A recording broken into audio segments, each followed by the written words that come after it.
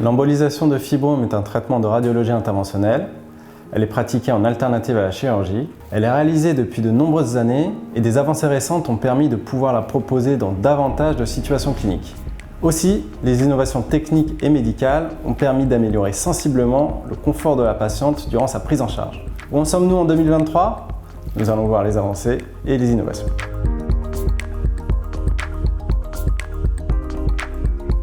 L'embolisation de fibrome est désormais organisée par certaines équipes expertes au cours d'une prise en charge ambulatoire en alternative à l'hospitalisation classique de 2 nuits.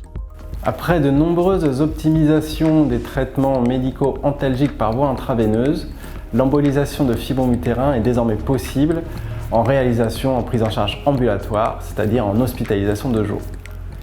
Une étude récente de 2021 sur 375 patients rapporte la faisabilité et la sécurité d'une prise en charge ambulatoire de l'embolisation de fibrome. Environ 98% des patientes sont éligibles à une prise en charge ambulatoire. Bien entendu, lorsque l'organisation de la prise en charge ambulatoire paraît difficile ou non réalisable, on a recours à une hospitalisation de 24 à 48 heures avec un traitement intraveineux antalgique. En complément de l'anesthésie locale au poignet, l'anesthésiste présent en salle perfuse par les veines des médicaments permettant de détendre la patiente et d'améliorer le vécu de son intervention. Parallèlement, l'anesthésiste veille à la maîtrise de la douleur, appelée analgésie. Le rôle de l'anesthésie dans la prise en charge de l'embolisation des fibromes utérins est primordial pour la prise en charge de la douleur per- et post-opératoire, donc pendant l'intervention et après l'intervention. Dès le début de l'embolisation, nous commencerons les médicaments antalgiques de lutte contre la douleur afin de permettre une prise en charge de la douleur dès le début. On montera crescendo pendant toute la durée du geste avec pour but que tous les médicaments soient efficaces au moment où l'embolisation est terminée. On part sur une base qui soulage la plupart des femmes et une fois l'embolisation terminée, on pourra réévaluer en salle de réveil l'efficacité des médicaments antalgiques. On garde en général les patientes une demi-heure, 3/4 d'heure en salle de réveil afin de réévaluer et d'adapter les médicaments.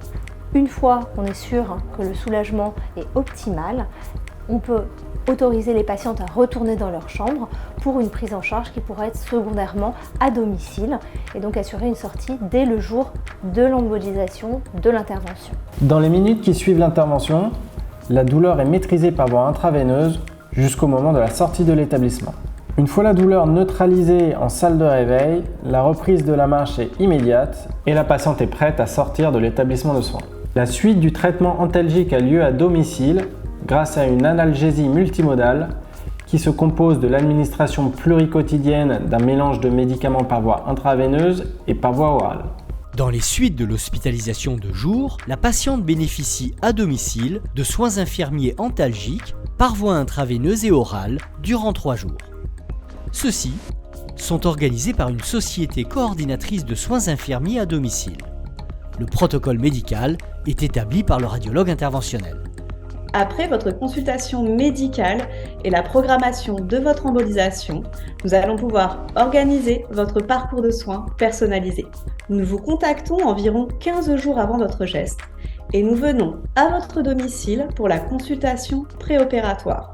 Le but de cette dernière est de répondre à l'ensemble de vos questions. Ainsi, avec toutes ces informations, vous avez toutes les cartes en main pour devenir actrice de votre parcours de soins. Nous organisons ensemble votre prise en soins antalgique à domicile. Nous commandons vos traitements à votre pharmacie habituelle. Nous livrons chez vous le matériel de soins adapté et nous formons votre infirmière libérale habituelle. Si vous n'en avez pas, aucune inquiétude, il est possible d'en trouver une sur votre secteur géographique. Tout est alors prêt avant votre embolisation. Ensuite, le jour de l'embolisation, vous allez rentrer à domicile et bénéficier d'un suivi rapproché pendant 72 heures. Nous allons coordonner l'ensemble de vos soins infirmiers à domicile et nous resterons disponibles 7 jours sur 7 et 24 heures sur 24 grâce à notre astreinte. Quant au docteur, il sera averti en temps réel de votre rétablissement grâce à un système de messagerie numérique. Vous bénéficiez ainsi d'un parcours de soins antalgiques optimal avec notre expertise et en plus, le confort de votre domicile.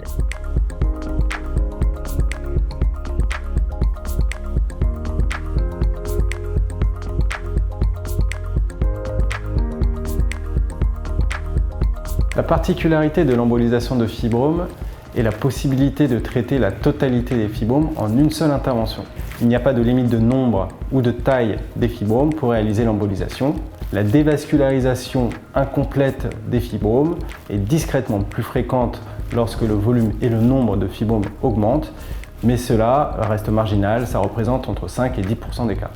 Concernant la localisation des fibromes, il n'a pas été récemment décrit de complications suite à l'embolisation, que les fibromes soient sous-séreux ou sous-muqueux. Concernant les fibromes sous-muqueux, on observe fréquemment une élimination spontanée d'une partie ou de la totalité du fibrome par la cavité utérine.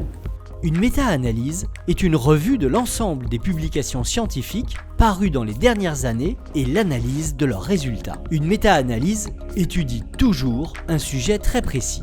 Concernant les fibromes sous-séreux, une méta-analyse de 2022 confirme un taux bas de complications avec un risque évalué à 1,7%. Les complications graves étant rarissimes, à vrai dire, une seule a été publiée. Ainsi, devant un taux bas de complications, voire négligeable, cette localisation de fibromes sous-séreux n'est plus considérée comme une contre-indication à l'embolisation.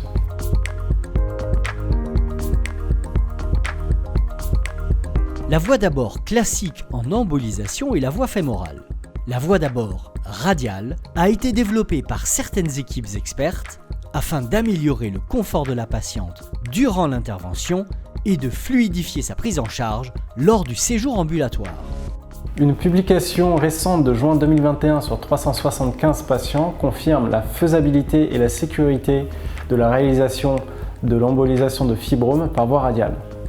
Les résultats de cette étude confirment ceux d'une étude précédemment réalisée sur environ une centaine de patients qui confirmait la faisabilité et la sécurité de la voie d'abord radiale et que le taux de complications était similaire entre voie d'abord radiale et voie d'abord fémorale. Lorsqu'elle est validée par le radiologue, la voie d'abord radiale est réalisable dans 98 à 99% des cas.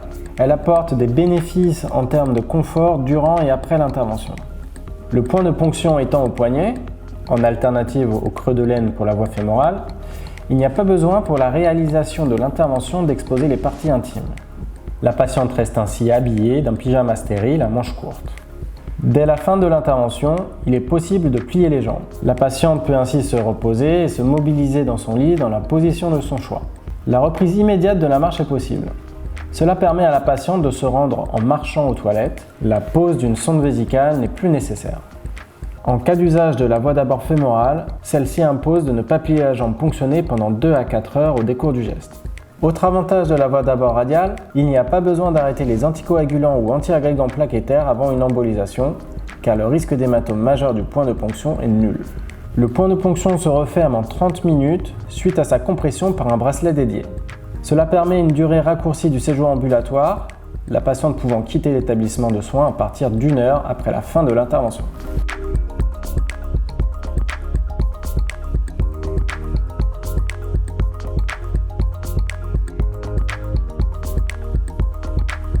La faisabilité de l'embolisation par voie radiale est validée par le radiologue au cours de la consultation. Les voies de suppléance de la vascularisation de l'avant-bras et de la main sont évaluées à l'aide d'un oxymètre et l'artère radiale est analysée par échographie qui confirmera sa compatibilité avec une ponction et un cathétérisme. Lorsque la voie d'abord radiale est pratiquée, le cathéter ne passe pas par le cœur, mais par un vaisseau circulant derrière celui-ci. Le passage emprunté est l'artère sous-clavière, puis l'aorte et les vaisseaux pelviens.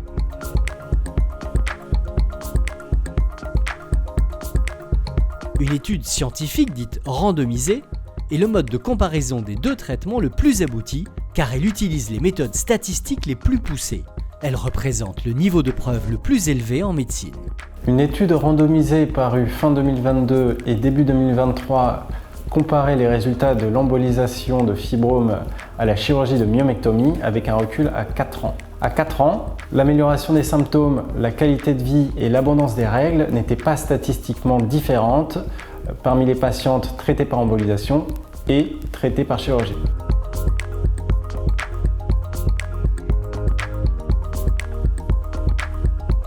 Également, on constatait un taux de grossesse similaire, non statistiquement différent, entre les patientes traitées par embolisation et par chirurgie, de même que le taux plasmatique des hormones sexuelles.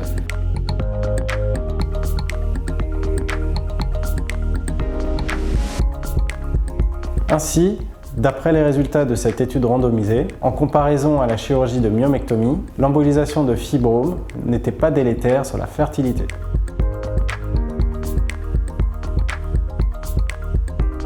Une étude française de radiologie interventionnelle parue en 2021 rapportait les résultats sur la fertilité après embolisation de fibromes. Parmi les femmes en âge de procréer et désireuses d'une grossesse, on observait un taux de 65% de grossesse et de 13% de fausses couches spontanées. Les résultats de cette étude soulignent l'importance d'une collaboration rapprochée entre le radiologue et le gynécologue. Les traitements combinés, c'est-à-dire une embolisation complétée par une résection par voie endoscopique du résidu de fibrome bombant dans la cavité, ou si nécessaire par myomectomie, sont fréquemment réalisés pour permettre de préparer au mieux l'utérus polymyomateux à une grossesse. L'objectif est qu'en éliminant tout résidu de fibrome bombant dans la cavité, l'utérus soit dans les meilleures conditions pour l'implantation et le développement de l'embryon.